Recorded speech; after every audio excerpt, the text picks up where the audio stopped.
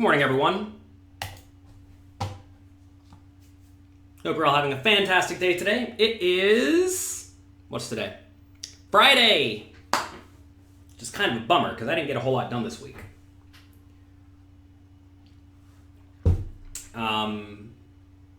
Wednesday, we didn't get anything done. We watched the kids all day, but that was fun. It's a nice kids' day. Impromptu Daddy Sunday.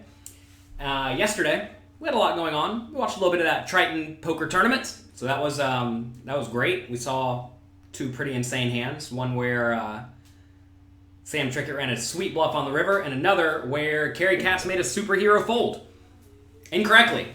So both of those were fun. And today, yesterday we also went to lunch with Tony Dunst, so that was a lot of fun. He's hanging out here for a little bit, so we did that. Today, I'm going to go to the office of someone I greatly respect. We'll see how that goes. And I have a bunch of coaching sessions lined up. So I got nothing done for PokerCoaching.com this week. But that's okay because I got a lot done last week. Last week I reviewed the 2019 World Series of Poker Final Table. And you can check that out. PokerCoaching.com/WSOP2019 on Instagram. Modzo says, "You're first. You're my favorite online coach." I'm also a real human. Believe it or not, I am not a computer-generated person. Believe it or not. But yeah, I'm a real human. We have struggles. And that's what we're going to talk about today. We're going to talk about empathy. Empathy, I think, is often not necessarily a misunderstood word, but a word that is used, in my opinion, slightly incorrectly. Empathy. Or the definition, just to make sure I have it. The ability to understand and share the feelings of others. That doesn't mean you have to think that they are right. That doesn't mean that you have to necessarily believe in what they're feeling is accurate. But you need to be able to understand and share the ability of others, right? And I think I am surprisingly good at that, given I am a computer-generated robot human. I think a lot of poker players are particularly bad at this, by the way. I think that they are really good at understanding how exactly they think, but not so good at understanding how other people think. And I think of the reason I am a successful poker coach is because I can understand how to help people go from where they are to where they not necessarily want to be, but need to be. Like, for example, probably 1 out of every 10 people who come to me for private coaching, I end up having to tell them, like, look, poker needs to stay a hobby for you because, they're not going to devote the adequate time to play at the level they want to play. That's not what they want to hear. They want to hear, yeah, you're the best poker player in the world and you're going to crush it. But it is sometimes what they need to hear, right? And, sometimes they listen, sometimes they don't. But can't read my writing. Yeah. Essentially, you need to be able to understand where others are coming from because that's going to allow you to cooperate better with other people, work better with other people, and generally have better relationships. And at the end of the day, the relationships are what are going to propel you through the world. And I have learned more and more as I've spent more time as a coach that you really need to understand what people want out of the things that they are doing. For example, poker players, right? Some poker players would be thrilled if they could just break even. If they could go to the casino 4 hours a day, hang out, play a little bit of poker, break even, have a good time, win some, lose some. Not break even every day, but you know what I'm saying. Win some, lose some. They would be very, very happy with that. And other people, they want to be the best in the world, right? And you have to be able to know who you're working with and be able to give them the tools and strategies and advice they need to get there. You run into problems whenever people don't actually understand themselves, right? Like, some people will come to me, they'll have like a job and family and kids, and they want to devote 4 hours to poker each week, and they're like, all right, I want to be the best poker player in the world, or I want to be playing super high stakes tournaments, and I'm going to devote 4 hours a week to this for the next year. Can I be like the best ever? And the answer is just no. And a lot of people don't like that. I mean, I devote my life to this, and I can't be the best in the world, right? And I'm trying my best. To be fair, I'm not really trying my best. I was thinking about this the other day, and I just don't devote my life to poker like I used to. I devote my life to my poker coaching business, which does imply studying a lot and playing a decent amount, but I'm not playing all the time. I play 1 week a month now, right?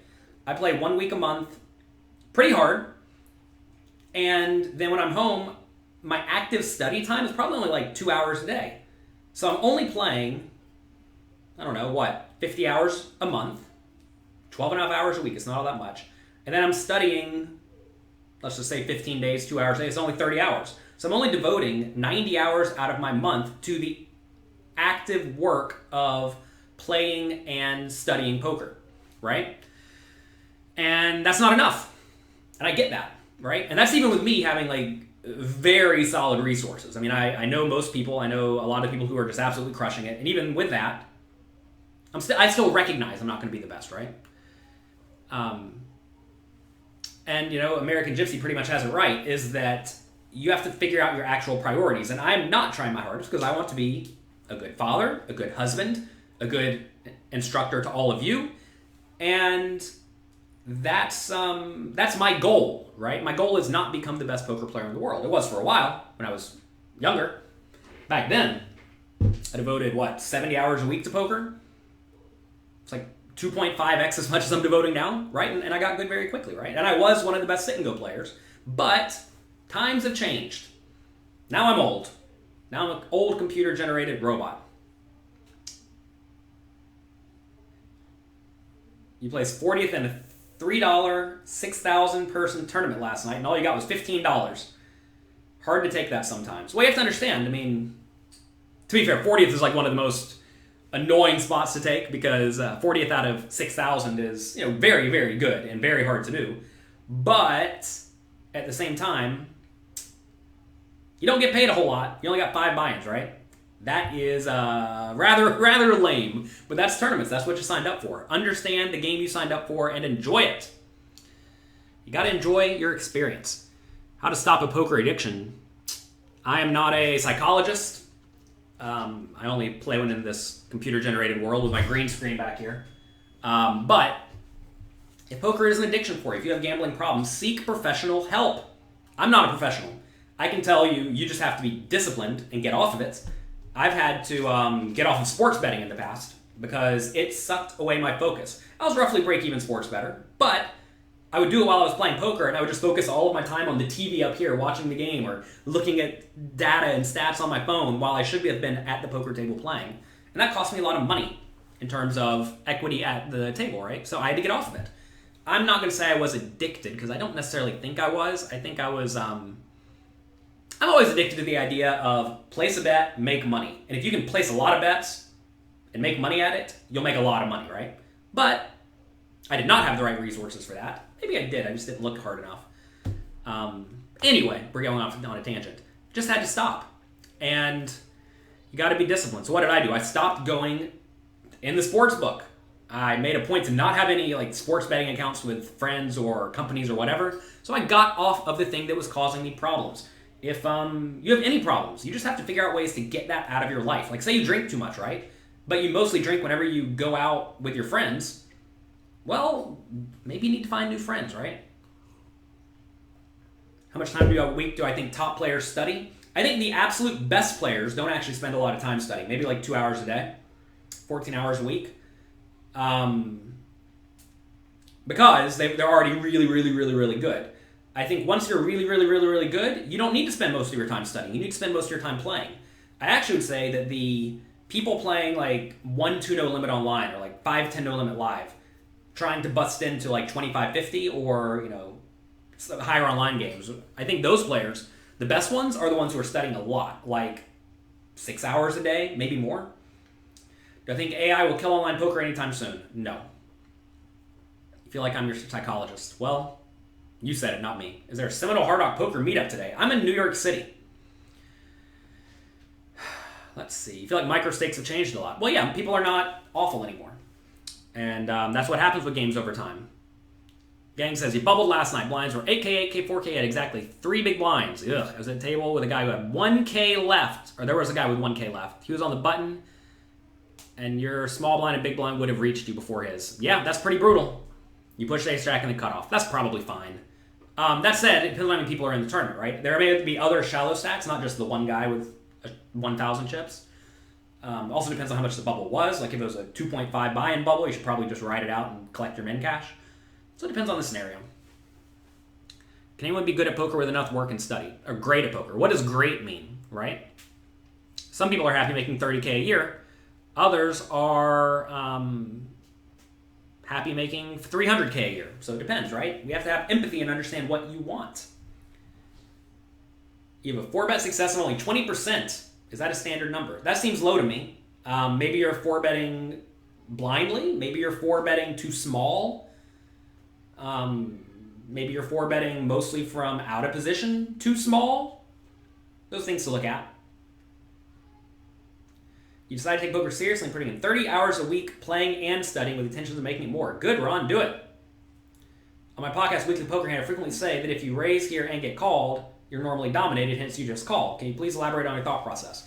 Essentially, play games. If you keep the pot small, you essentially force your opponent's range to be wide, right? If the pot gets big, the opponent's range gets strong. So take a hand like Ace-Jack, right? Ace-Jack is great in a single raised or 3-bet pot. But if the pot gets 4-bet, Ace-Jack is very likely to be dominated, right?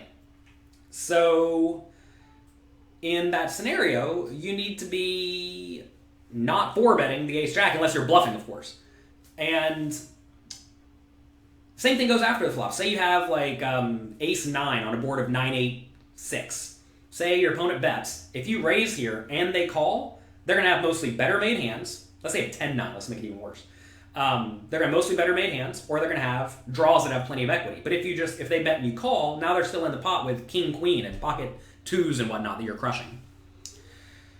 William said they're trying to not get any survivor pools this year. Yeah, I mean, stuff like fantasy football, survivor pools, sports betting in general, anything that sucks focus away from whatever your main focus is a mistake.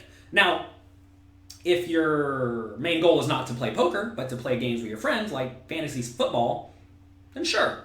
You know, you have to just get your priorities in line. Get my butt down to Seminole Hard Rock Poker Open. The big tournaments don't start until the 6th. The first $1,000 tournament is on the 6th in the evening, and then it becomes I think it's 1K or 2K the next day. I typically don't travel to play $500 and lower tournaments because the travel rake is too high. See jonathanlittlepoker.com/travel rake. All right, empathy. Back to empathy. At the poker table, you must be very empathetic. Meaning, you have to understand why your opponents are doing what they are doing and how they think in general, right? If your opponents are playing like lunatics, but you're playing just good GTO poker, you're making a mistake because you want to be exploiting them. If your opponents bluff way too much, you should be calling a whole lot, right? If your opponents are raising a whole lot and betting a whole lot when you check to them, do a lot of checking. So you have to be exploiting them, and you exploit them by understanding them, right? Remember, you want to have empathy, the ability to understand and share the feelings of others. You have to know how they think. This idea comes up a lot in essentially any game where you play against other people. Take Magic the Gathering or Hearthstone, right? These are games where you bring a deck of cards to play against the deck of cards your opponents bring. If you can predict what they're going to bring because you understand them, you can bring the perfect counter to that. So you know they're bringing rock, unless they just have a great rock in rock, paper, scissors. But you bring a paper, even if it's kind of a flimsy paper, it still beats the rock, right? And if nobody brings scissors, or let's say 10% of the field brings scissors and 70% of the field brings a rock, and you bring a paper, you just win, right? Because you're going to lose 10% and win or break even the rest. And you need to understand how people think. And across the board, all player pools, all buy-in levels, all players in general have general tendencies general things they do incorrect. It says I have 7 comments, so I'm not seeing them on Facebook. Why not? Oh, there we go. Hi, Facebook people. But yeah, so you need to figure out what people are doing and how they are thinking so that you can then adjust properly, right? And so how do you do that? Well, you study how other people play. You watch them. You listen to them talk about hands. I have been very fortunate in that I've coached a wide range of players.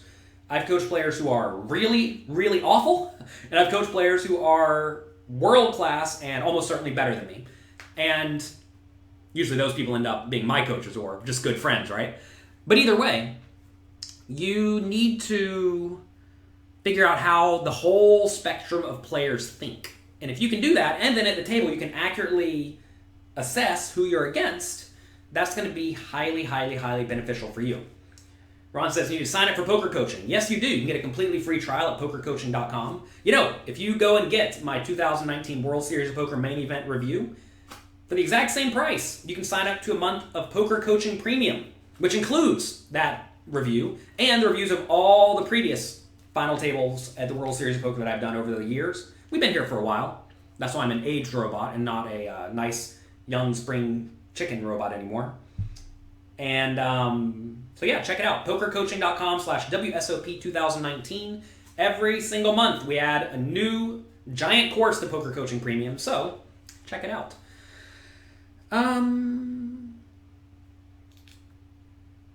Man, I wrote so poorly today.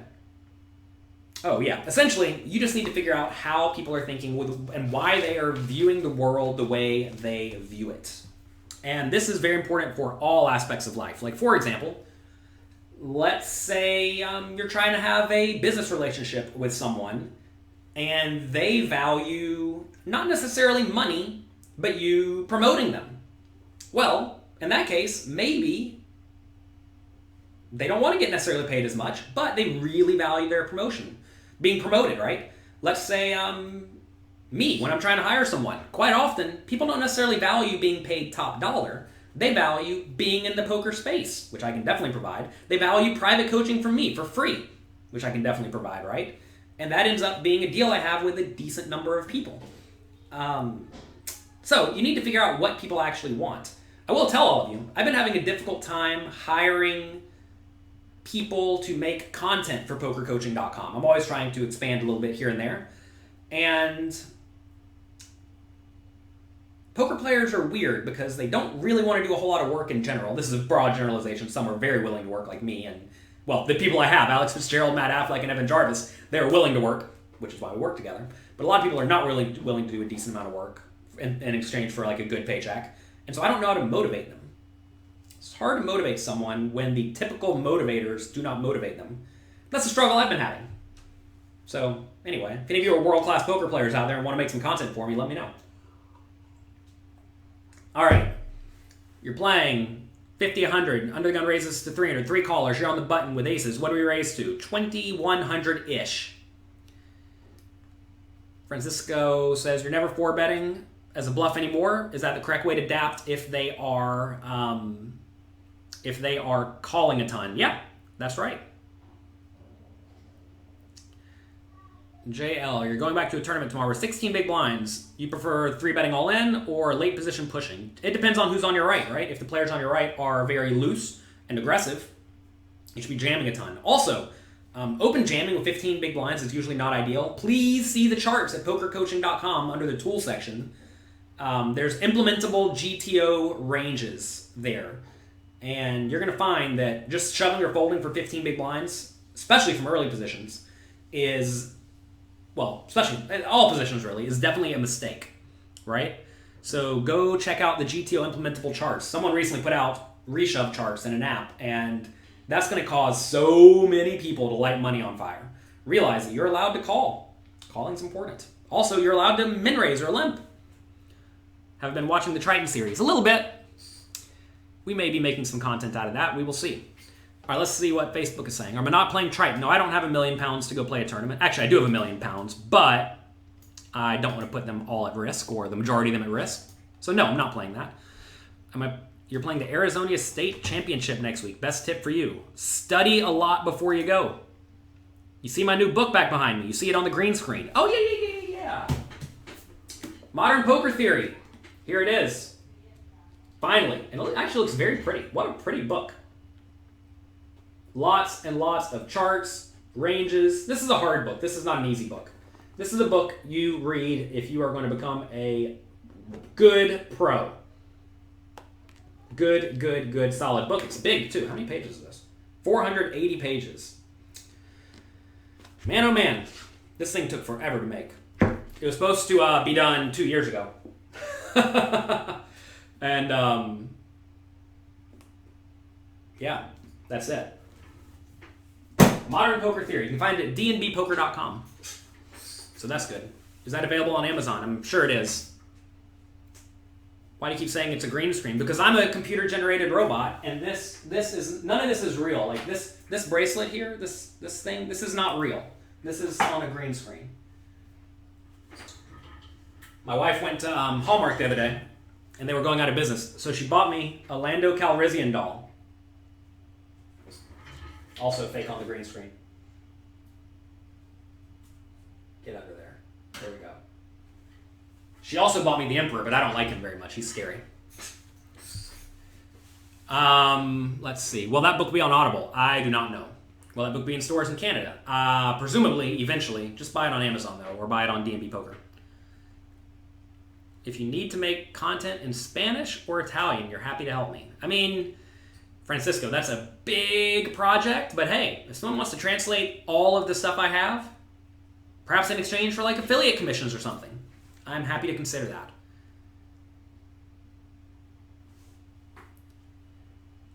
Let's see. When did you think up that bit? When did I think up what bit? I don't even know what we're talking about. All right. So yeah, that's all I want to say about empathy. Essentially, you need to have it. You're going to find that if you can't understand others, you're always going to be butting heads with them, because the way you make things work is by giving people what they want. For example, in terms of content creation, what do people want? Really, I think only two things. They want two things from a content producer. They want entertainment, which I'm only marginal at, and they want good, actionable information. Oh, buddy. No crying. No crying. Why are you crying? Why are you crying? Why are you crying? You have to have empathy for the baby. I don't know what he wants. He wants his daddy. That's what he wants. What do you want? Oh, it smells like fish. Did Dama cook fish? Yeah. Did you have your oatmeal? Can you say oatmeal? Oatmeal. He says oat milk. Oatmeal. Look. Yeah, that's that new book I have. I have all the books. Here, you want Lando Calrissian doll? Can you say Lando? Lando. Lando. You can say Lando? Lando. Can you say Calrissian? Calrissian. Can you say Millennium Falcon? Millennium. Can you say Degenerate Gambler? That's right, all those things. How do you use these charts when you're in a hand live? Do you literally print them out? I personally have them on my phone. But yeah. What's that? No, that's R2-D2. That's the robot. I'm going to kiss you real good on camera. Everybody will laugh at you. He wants to be in front of the camera. That's right. All right, in the tournament, you're in the money. Next payout jump is a little bit, so not that relevant. You're in the big blind with 8 big blinds effective, a tag, early position raise is 2.5. Everybody folds. What do you think of shoving ace-5 suited? Terrible. Yes. You have almost no fold equity, so you're essentially just calling off all your money with ace-5 suited. I would never shove there. Literally never shove. You definitely practice what you preach. Well, there's a lot to doing what you say you're going to do, and also doing what you need to do. You float the turn shove calculator guy from 6 to 38. Good job. Sometimes you're lucky. Do you ever get a problem playing against people from other countries? No? Not necessarily. Look at this. Look at this horrible Emperor that Amy got me as well. I'm going to have to throw him in the trash. He looks scary and evil. Do you like the Emperor? Amy said, oh yeah, that one's way better. Lando's way better. Lando's just a nice gambler. Hi, Lando. Hi, Lando. Fitzgerald has me covered in the entertainment department. His videos are amusing. Sorry I'm not as amusing as some other people. Maybe I should just become sort of like a clown. Not that Fitzgerald is a clown, but there are a lot of people out there who are legitimate circus clowns who put out, they are circus clowns, they put out okay content in terms of education, but, people don't necessarily want to be educated. They often do want to be entertained. And if you don't do either of those things, no one's going to watch you, I can tell you that. And you have to have a little bit of both of them, I think. Because how was this Which is why you see, yeah, this is my notes for today. We're done. We're done with this. No. Those are my notes. This is why, like a lot of the best comedians, for example, entertain you and educate you. They're not just saying stupid jokes. A lot of those comedians are long gone. Looks like Hello Kitty in a black hoodie, LOL. This is Emperor Palpatine. Get it right. Don't know why she got this. She said they had a Darth Maul as well. There were only 3 of them left because the store is going out of business. And she said they had Darth Maul, but he looks scary. I don't really care for Darth Maul. I do like Lando, though. Nothing wrong with Lando. He loves to gamble. Hand reviews are entertaining. Hopefully this show's at least a little bit entertaining. Otherwise, go do something else. Hey, don't. You might randomly turn off my computer. Where's Dad? Where's Mommy? Where's Mommy? Mommy's at work. Where's Dama go? Dama's getting Thomas. Should you change the way you play by playing mini hands early when the blinds are low? No, you should just play fundamentally sound, whatever that means, and exploit whatever your opponents do wrong. Oh, please stop trying to get away. Please, look, wait, here's how I go to the gym now. 2, 3, 4. Stay down. You want to go above the head? No. You want to go above the head? Yeah. No. Are we going to do that here? We're going to do that here? 1, 2, 3. You know how heavy you are? Yeah, 4. All right. I think you need to go now. Oh, I see it. Lando sold out his best friend to the Empire. I don't think Han's his best friend. And, also, he helped bring down the Empire. Don't forget. Do you even lift, bro? LOL. Apparently not anymore. I used to. Not anymore. Oh, no. Whoa. Whoa. So the Emperor and Lando are friends. How do you put someone on a set when they have position? I mean, look, you don't ever put anyone on a set only. Oh, go to Dama. Go see what she's doing. Bye. Love you. No, you need open. No, I need it shut. I need it shut during my show. Stop. I need it shut during my show. Bye. Okay. How do you put someone on a set? Essentially, you don't. You put someone on a range. Go to pokercoaching.com. Understand the range concept. If you watch the Cash Game Masterclass, we discussed that right at the beginning. And understanding range is important. The idea of how do you put someone on a set, you don't. If you put someone on only a set, it means you think they're awful. And typically you can't do that. Especially if your opponents are good.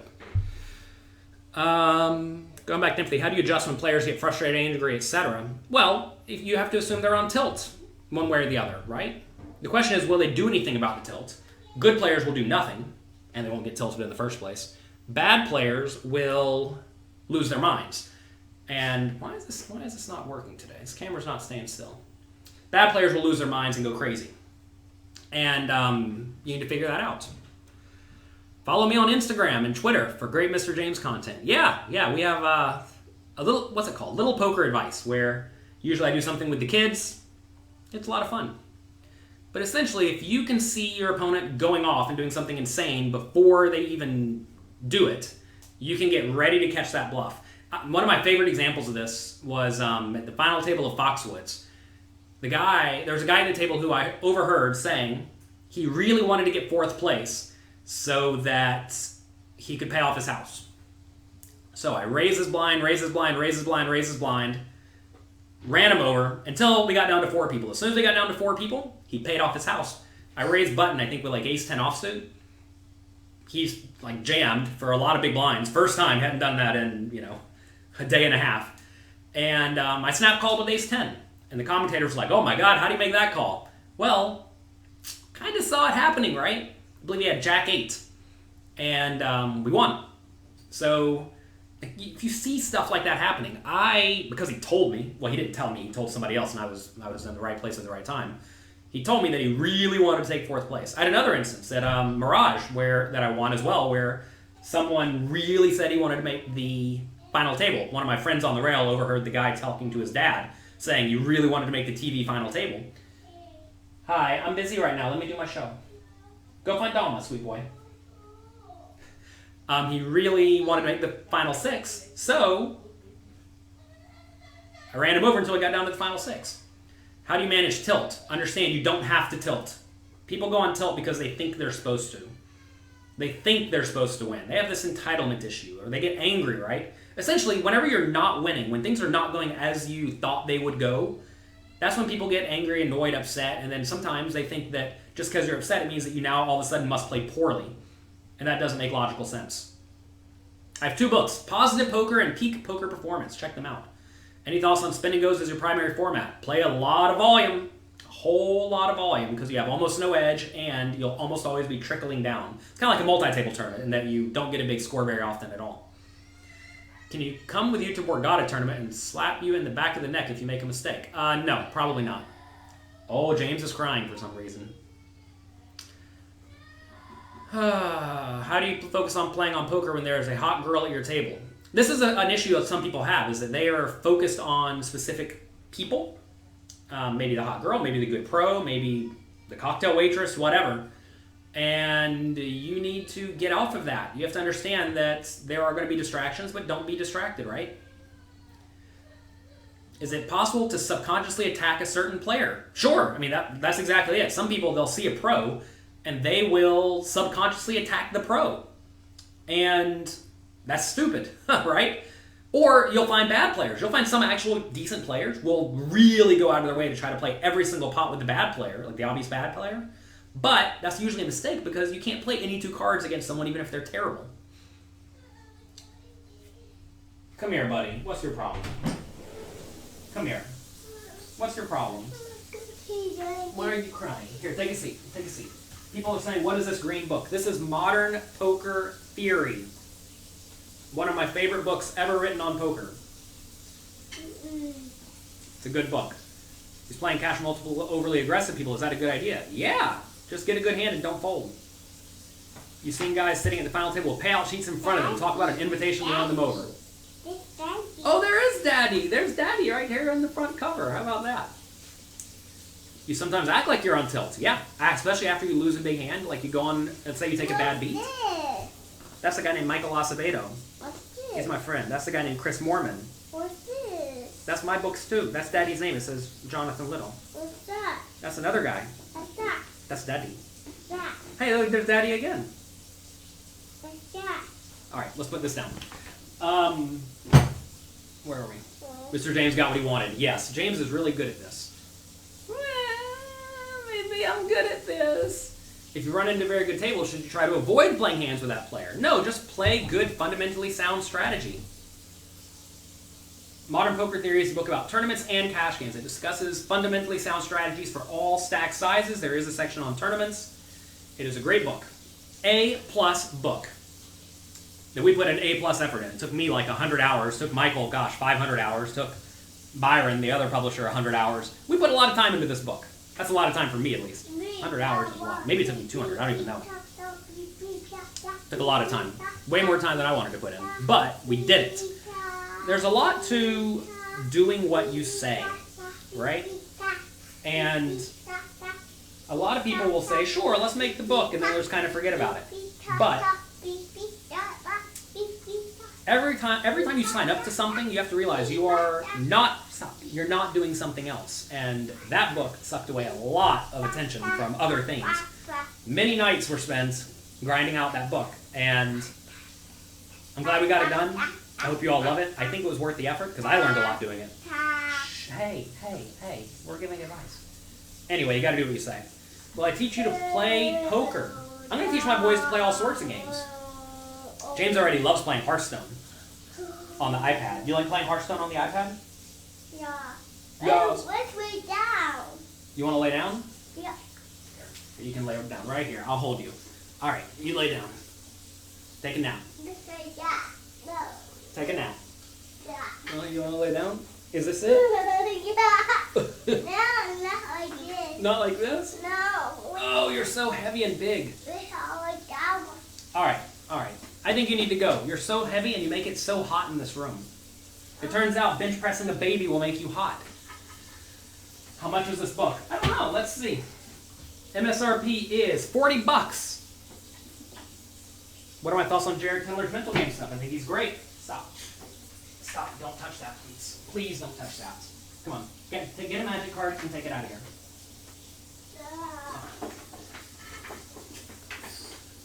with that much content, would it be better to have the hard copy? Probably. I think hard copies of poker books are generally better than e-book copies in general, but I understand that a lot of people want to, they just like ebooks or audiobooks or whatever. Are brick and mortar secret table sit and goes worth the cost payout? Depends on the structure, depends on the rake, right?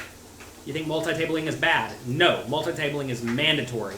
You don't have to like 24 table, but you do have to play like 4 tables, otherwise you just never get in any volume. Volume is very important. If you don't put in volume, you will not move up. Given what you think about your game and level, should you bother with Modern Poker Theory? Yes, Mark, you definitely should. I think you already play very well, Mark, and this will be a very good thing for you to do. James, come and change it to a 3. Oh, bye. See you. Bye. No, I need it open. I need it shut. I need it shut. Bye. Bye. Bye. Have fun. Bye. Bye. Bye. Say bye, everyone. Bye, everyone. Say good luck. Good luck. You want to say wave bye-bye? Bye. Want to wave bye-bye? Bye. Bye-bye. Say good luck. Good luck. Say have a good weekend. Have a good weekend.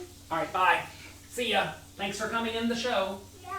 Bye. Have a show. You had fun at the show? Yeah. All right, good. Go on. Bye. Go on. Bye. Go to Dawn. Bye. Bye. See you. All right. Where are we?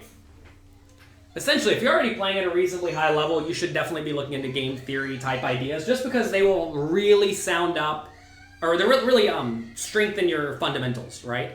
And you need to know what good, fundamentally sound poker looks like if you are going to be playing at a high level at any point in your life. And I do think it's worth it. Do I still take notes? I do. I've learned how to do it with my phone a little bit better than paper and pen. But, yeah. Reminds you of when your dad used to wrap you up in a towel and lob you around the bed. I lob James around the bed every once in a while. But yeah, I like physical copies of books. I mean, you see, I have physical copies of lots of books. These are not all of my books. These are just some of the books. These are the ones I reference a lot. James is screaming his head off. Poor James. He just wants to hang out with Daddy. He has to go. He has to go to a music class. Let's see. You asked because in the inner circle you said this book wasn't for you, but rather it was for the best players in the world. I mean, I think, Mark, you've gotten better. And I also think that it is a good book. And it's actually more accessible than I initially thought it was. I've done my best to make it more and more accessible. And that, like, we cleaned up the language a lot, tried to make it to where anybody can understand the content. We tried to be empathetic, essentially. But how do you pay attention when multi-tabling? You use a heads-up display. You must use a heads-up display if those are allowed on your site. If you're not using heads-up display on sites that allow it, you are messing up.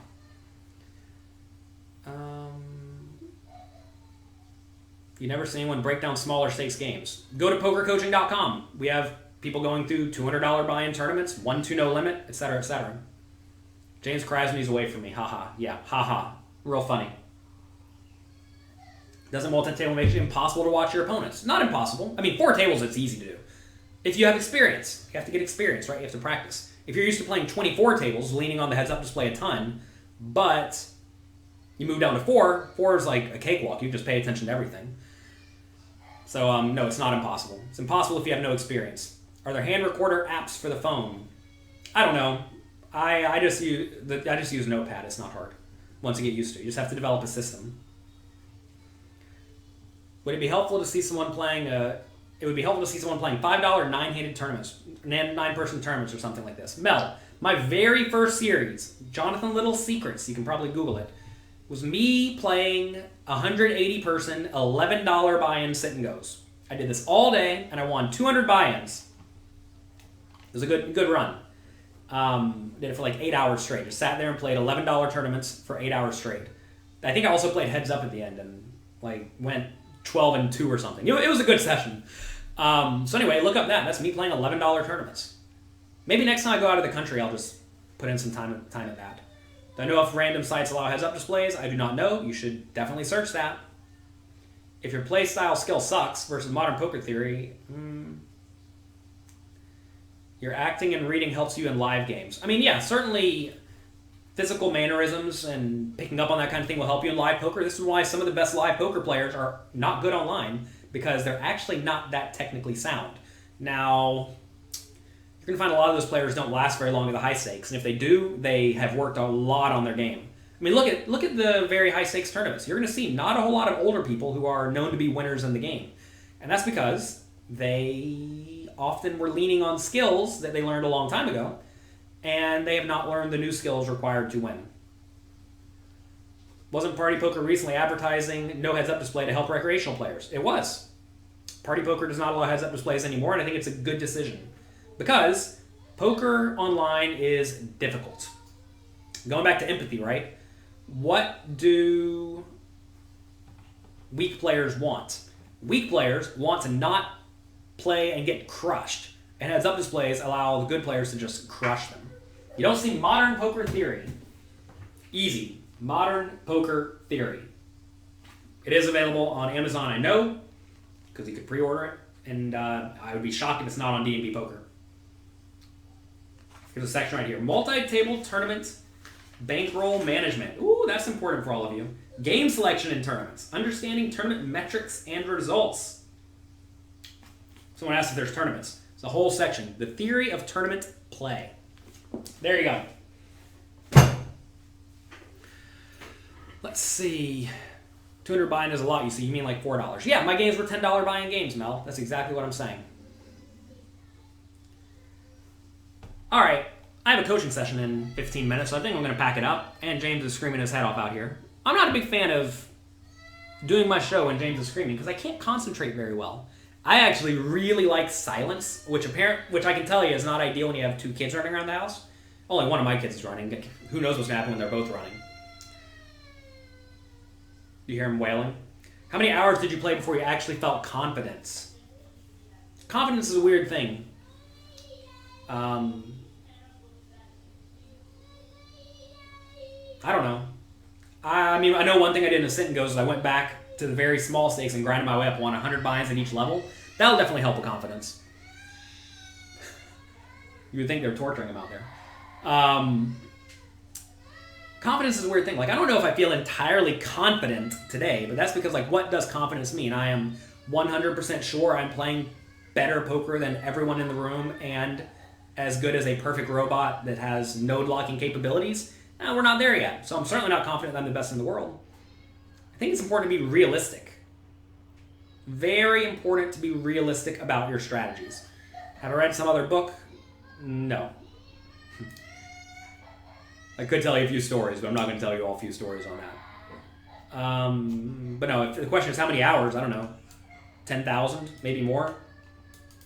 I'm always working to improve. I'm very confident that I can play better than almost everyone, but that's not the goal. The goal is to play perfectly.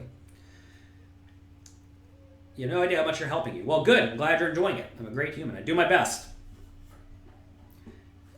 How did Brian Rask play in the main event? He lost every pot. He was on my right, and I don't think he won a pot. He just, not that he was like doing anything out of line, he just made the worst hand every time. That's how it goes sometimes in tournaments. You show up, you have your 100 big blind stack, and you just get slaughtered. You're reading Harrington on Hold'em as your first book. Is that a good choice? That's a good choice if you want to be a weak type player who's not going to have great success in tournaments today. So, you all may not know this. My book, my first book from 10 years ago, Secrets of Professional Tournament Poker, is that what it's called? Secrets of Professional Tournament Poker, Volume 1, was designed to beat the weak type play that Harrington suggests. And think we definitely succeeded. We're having a meetup at the Hard Rock. I did not plan on having a meetup at the Hard Rock because the tournament starts at 11 a.m., which is a little bit early. And I want to be a good boy and get in the gym every day. So that means I have to wake up at, like 8 a.m. if I want to get up, go to the gym, take care of work, then go to have breakfast. So I don't think I'm planning on it. Just say hi if you see me. I'll be there. But no, I'm not planning on any meetups there. If I tell you what, if 20 of you send me an email saying you want to have a breakfast one day, I'll do it. Otherwise, I'm not doing it. We need 20 emails. If I don't get 20 emails today, I'm not doing it. You have to understand that a lot of the content made by people who are not still playing at a high level likely was made with the intention of beating exactly the current metagame, exactly what the game was doing at that time. I've designed all of my work to be very transferable to other times because I'm not teaching you how to beat oblivious awful players, which is really what stuff like Harrington on Holden did. It taught you how to beat oblivious awful players really well. But there's no oblivious awful players anymore, right? My work has always been designed to teach you to beat anyone you encounter or break even against the best players, right? And even in my first book, like, it's kind of interesting. I went back through it recently, and there are some things I had. Most of the things I had was very, very close to even the way I'm playing today, and the way that the solvers have confirmed are correct. But I didn't necessarily know the reasoning back then because there were no solvers back then, and now there are. And it's good to understand why you're doing what you're doing. Like, I'm way better now at implementing the right strategy because I understand the framework. I have a framework in place that allows me to make at least the best or second best choice in every scenario. I discussed this thoroughly at pokercoaching.com/premium in the Cash Game Masterclass. So check that out. You're saying some authors write books to make money, not necessarily be the best. Writing books does not make you the best at all. I'm not sure why you think writing a book makes you the best. I say this in my first book as well. Just because you can write a poker book does not mean you're good at poker. It's one of the few areas, actually, where you can write a book and have no legitimate qualifications. And the current state of poker books is actually kind of rough because besides the D&B books, a lot of them are just like ghostwritten or they are by players who are not very good. And it's a tough thing because I understand, look, anybody can get out there, do what you're passionate about, write your books, but there are certainly people out there who are trying to get rich quick by writing close to nonsense. So be careful. You have to find someone good to consume your content from, and don't just consume it willy-nilly, because next thing you know, you'll be learning things that are detrimental to you. What book should you be getting? Mastering Small Stakes No Limit Hold'em. This is definitely the book. If you all want to learn to play good, fundamentally sound poker in an implementable manner, if you're a poker coaching member, these charts will look very familiar to you. If you want to learn to play poker in a fundamentally sound manner, Mastering Small Stakes No Limit Hold'em. You can find it at jonathanlittlepoker.com/mastering. You understand Andrew Brokos has produced a solid game theory optimal introduction book. Jump in the deep end, Mark. You don't need an introduction. There's an introduction in Modern Poker Theory. Let's see, is there an introduction? Poker Fundamentals. 31 pages. Actually, how many? 60 pages of fundamentals. And then, another 60 pages, another 50 pages of Elements of Game Theory. Core concepts, maximally exploited strategies, counter strategies, Nash equilibrium, indifference principle, etc., etc. All of this is the theory that I imagine are in a lot of introduction books. And this is where I got all the value. Theory and practice. Section 2, Section 3. Section 2 and Section 3, the pre-flop and the flop, are very, very important. Your hair is a different color in that book. I don't know about that.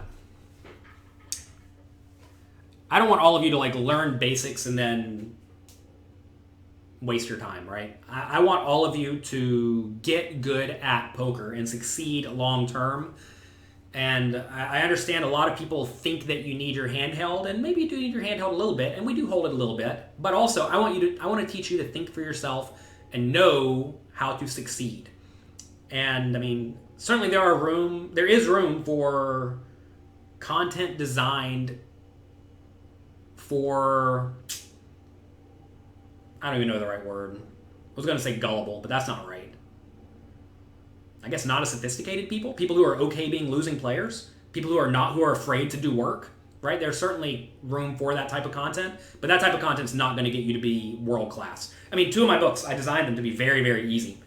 And that was on purpose because they were designed to be for people who wanted quick wins, who were not very good at poker, who could learn a few things very quickly and progress a little bit, and then look to me to get really good. But anyway, that's that. We could go on about that for forever. Where everything is negative and you I'm not sure what you're complaining about. Oh, you're in a huge downswing. Sometimes you just lose. Make sure you keep a gigantic bankroll. Read jonathanlowepoker.com/bankroll. If someone wanted personal poker coaching, who would I recommend? I'd recommend someone who is beating or has beaten the games that you are trying to beat. Whoever that is. Currently reading your cash game book. You're grinding it up slowly. Good job. You tripled your bankroll. That's exactly what I want to hear. Louis Philippe says, Secrets Volume 1 is the first poker book you read. It really changed the way you play. Great. What do you think about Phil Hellmuth? I think Phil Hellmuth is great at reading people. A+, maybe the best. Certainly lacks fundamentals, but he is so good at reading people to the point that it kind of counteracts itself. So definitely a good player. All right, I have a coaching session soon. I have to go get ready for that. Hope you all have a great day. Good luck in your games. Again, I made the final table review of the World Series of Poker final table. There were a lot of cool hands there, and you can get that review at pokercoaching.com/WSOP2019. And if you're a Poker Coaching Premium member, it's already there for you, so it's included. So that's going to be it. Starting out to recommend tournaments or cash games. Probably cash games because you'll have less gigantic swings. Good luck, have fun, have a great weekend, and with any luck, I'll see you all on Monday, 9 a.m. Eastern Time. Thanks for being here. Bye-bye.